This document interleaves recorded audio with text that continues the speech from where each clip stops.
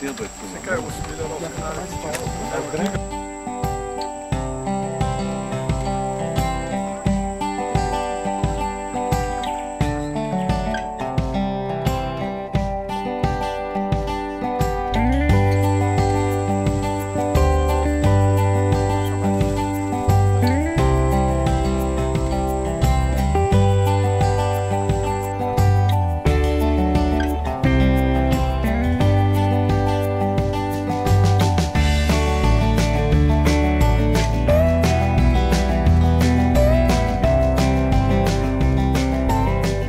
Eu estou aqui com Fernando Gabeira, ex-deputado, escritor, jornalista, apresentador do programa de mesmo nome, e ele está aqui no sul da Bahia, veio nos visitar.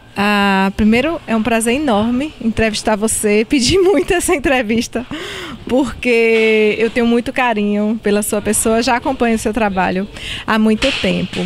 Mas queria começar, Fernando, essa entrevista falando aqui sobre a nossa região.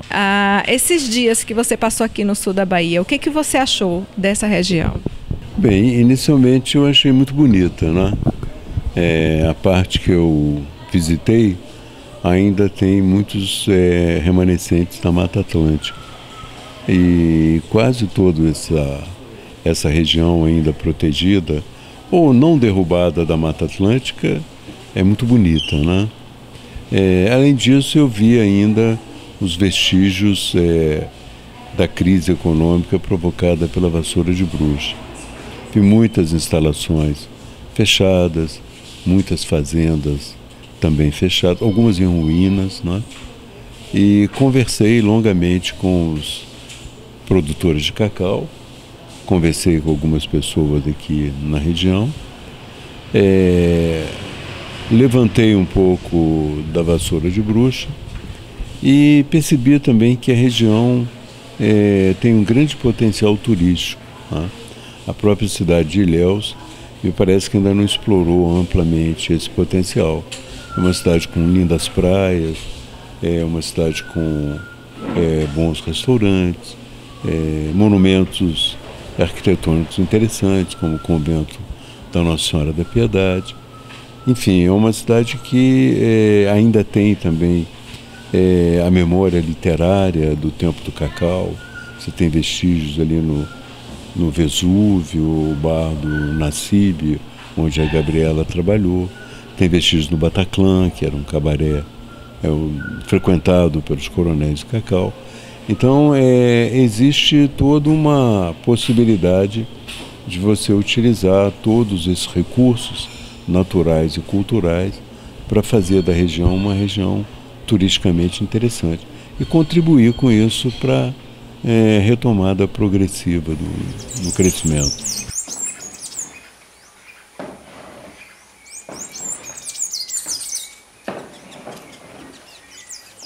Mas por que a escolha de vir gravar aqui nessa região?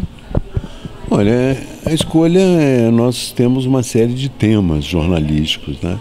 Eu tenho um vizinho que há algum tempo ele me fala do episódio da vassoura de bruxa, e eu sou muito interessado em questões ligadas à segurança biológica. Claro, eu vou lá examinar o que aconteceu e contar essa história. Agora, esse sistema aqui eu não gosto muito de entrar correndo, voltar. Normalmente, preferia, se eu pudesse, ter um pouco mais de tempo, né, para poder ficar vários dias, amadurecer um pouco, olhar um pouco mais a paisagem. Você não vê tudo na janela do carro. É verdade. Dar uma caminhada. Conversar com as pessoas. Passar uns dias, né? Mas isso é impossível mesmo. A sua paixão, ela começa pelo jornalismo escrito, acredito eu. Como é que chega nessa parte do audiovisual, da televisão? Como é que surgiu na sua vida? Eu, quando comecei a trabalhar como jornalista, eu tinha 18 anos. Então, na época, eu ganhei também uma Rolleiflex, uma câmera pequena. Na época, a Rolleiflex tinha 2 tamanhos. E eu ganhei uma Rolleiflex pequena, então eu fazia já algumas fotos. Então, durante meu tempo de jornalista, sobretudo quando eu fui correspondente na Alemanha, para a Folha de São Paulo, eu já fazia as fotos, né? Eu fazia texto e foto. A passagem para a imagem mesmo aconteceu agora, quando eu deixei a política e resolvi voltar ao jornalismo. Mas ao decidir voltar ao jornalismo, eu percebi que os meios de contar uma história tinham se enriquecido tanto e ganharam possibilidades tão amplas que era importante também passar para a imagem em movimento. Embora no início, quando as pessoas deixam a fotografia, a tendência delas é fazer um slideshow. Só depois, com o tempo, que elas percebem que a imagem em movimento tem uma lógica própria.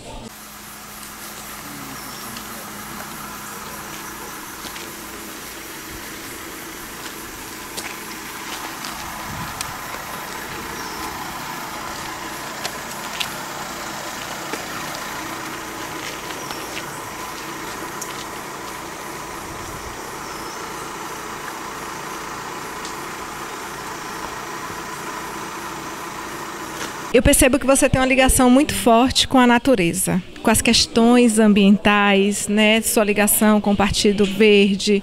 E os próprios temas do seu programa têm muito essa questão ambiental. De onde vem essa ligação com a natureza? Na infância, você foi criado no meio do mato?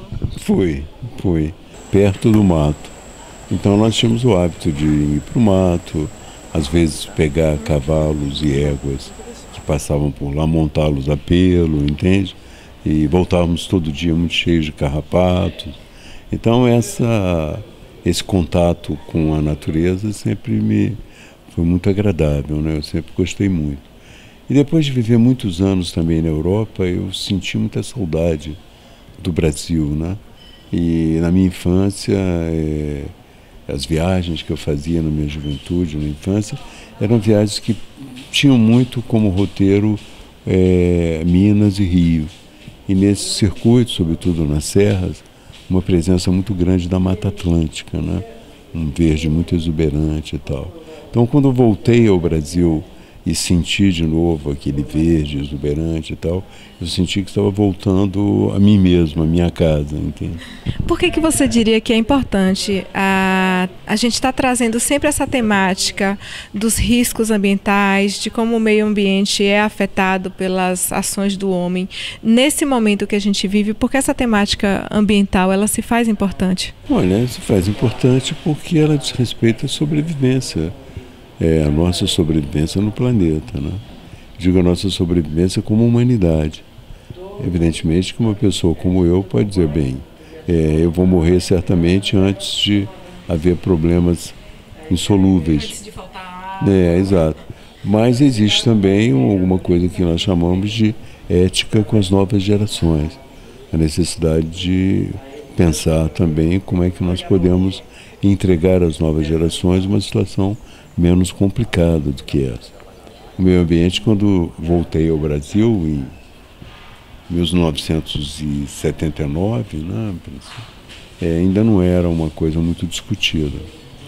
Nós éramos vistos como chatos, como inoportunos, mas com o tempo foi ganhando dimensão, ganhou também a atenção dos grandes estadistas do mundo. Tivemos em 1992 do Rio a mais ampla conferência de estadistas do pós-guerra, né? Então tudo isso revela como a importância do meio ambiente não é mais algo de um grupo limitado de pessoas radicais ou chatos, não importa. Hoje a preocupação com o meio ambiente toma muito a agenda política, toma muito a agenda das próprias empresas, né? Não no sentido só de preservar ou não o meio ambiente, mas aparecer como estar ou não preservando o meio ambiente. Então passou a ser um tema de todos que eu discuti quando voltei ao Brasil, passou a ser o tema que ganhou mais importância e o tema que tem uma capacidade maior de aglutinar todos os outros, de formar uma nova visão de mundo, né? Através dessa compreensão da crise ambiental, você pode repensar a maneira como você come, você pode repensar a maneira como você se move, você pode repensar o trânsito, você pode repensar a alimentação, você pode repensar o lazer, entende? Você pode repensar o trabalho, enfim. Você tem toda uma reavaliação do mundo em vários campos que se dá a partir dessa matriz, dessa preocupação com a questão ambiental. Exatamente. Exatamente. Você é um homem otimista? Olha, de um modo geral, eu sou otimista, entende? Mas, ultimamente, eu tenho procurado... eu tenho escrito também constantemente nos jornais. Eu escrevo semanalmente no Globo, escrevo também no Estado de São Paulo.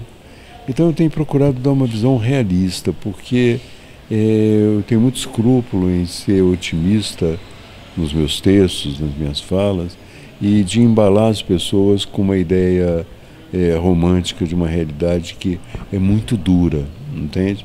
É claro que eu tenho mostrado a dureza da realidade, mas é claro também que a dureza da realidade não nos basta. Eu preciso de um pouco de poesia, né? Até porque essa indignação que você desperta é uma ferramenta de transformação dessa realidade. Claro, é claro, a ideia é essa. A ideia é mostrar que a dureza é lógico. Mas, ao mesmo tempo, eu creio que sou otimista assim, a respeito por exemplo, da possibilidade do Brasil superar essa crise, tornar-se um país respeitado pelos cidadãos, né, e respeitado também no mundo. Eu sou otimista quanto a isso. Sou otimista. Agora, às vezes, na questão ambiental, quando eu olho o planeta, eu acho o avanço da destruição ambiental, a resistência de alguns líderes mundiais, como é o caso do Trump, né? E ao mesmo tempo a ineficácia dos acordos internacionais que nós fizemos todos para tentar reduzir a gravidade do problema, eu não sou necessariamente otimista, pelo contrário, eu acho que nós estamos... ultimamente eu tenho trabalhado para evitar o pior, né? Se isso é otimismo, eu tenho trabalhado para evitar o pior, não só em termos do Brasil, né, da política brasileira, da evolução da sociedade brasileira, como também da questão ambiental em escala planetária. Obrigada pela entrevista, obrigada pela presença aqui nas terras do sul da Bahia, todas as terras que você visitou, e espero que você volte outras vezes, trazer sua presença, sua energia, sua luz. Minha ideia é essa. Ontem, inclusive, eu estive na Serra Bonita e percebi que gostaria de voltar lá para fazer um trabalho mais tranquilo sobre o trabalho que está sendo realizado lá. Então, e gosto muito do sul, quero voltar também à área de Porto Seguro, Cabralha, onde existem já algumas agendas que eu pretendo desenvolver. Então, o sul da Bahia vai ser um roteiro permanente para mim. E com muito prazer, porque é tão bonito, né, que não tem problema. Obrigada. Esse chocolate é feito da mesma daqui. É difícil para você. Não é mosquito.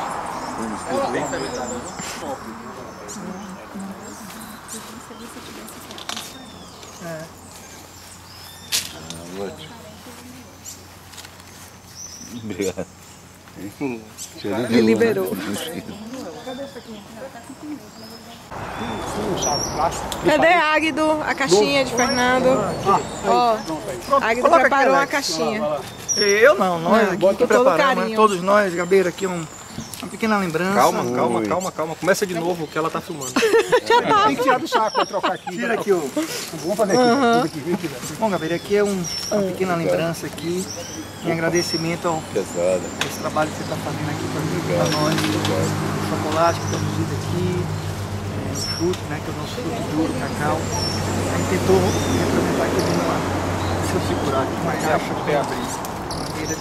Aqui o Permita segurar reflorestamento e o respeito que a gente tem. Obrigado. Mas o meu trabalho é mais que eu não faço mais do que obrigação, entende?